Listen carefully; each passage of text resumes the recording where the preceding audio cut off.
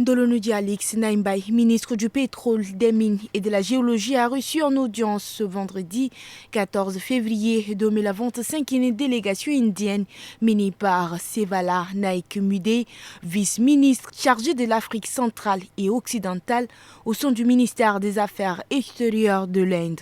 Celui-ci était accompagné du docteur Hifzur Rahman, ambassadeur de l'Inde au Tchad. Cette entrevue s'inscrit dans le cadre du renforcement des relations bilatérales entre les deux États.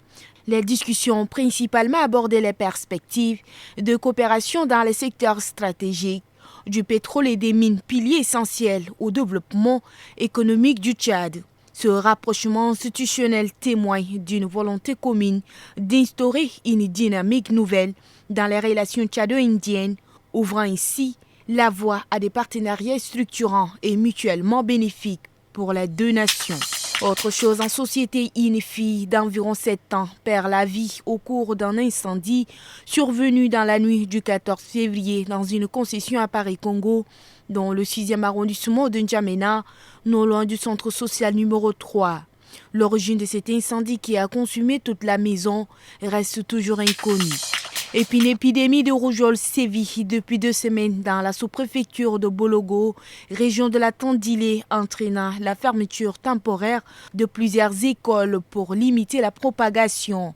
Le 13 février 2025, des établissements publics et privés ont suspendu les cours pour une durée minimale de 3 jours, voire une semaine. Les autorités sanitaires, en collaboration avec les chefs d'établissement, ont recensé 40 cas depuis le 8 janvier et intensifié la sensibilisation auprès de familles pour adopter des mesures préventives.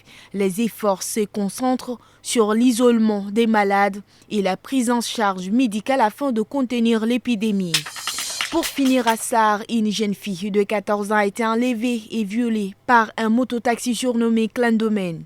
L'agresseur aurait utilisé la magie noire pour commettre son acte. Retrouvé après 8 jours, la victime fait face à une tragédie aggravée par le fait que le suspect serait porteur du VIH. L'affaire survenue le 20 janvier est en cours d'enquête et les parents de la victime préparent une action en justice pour obtenir réparation.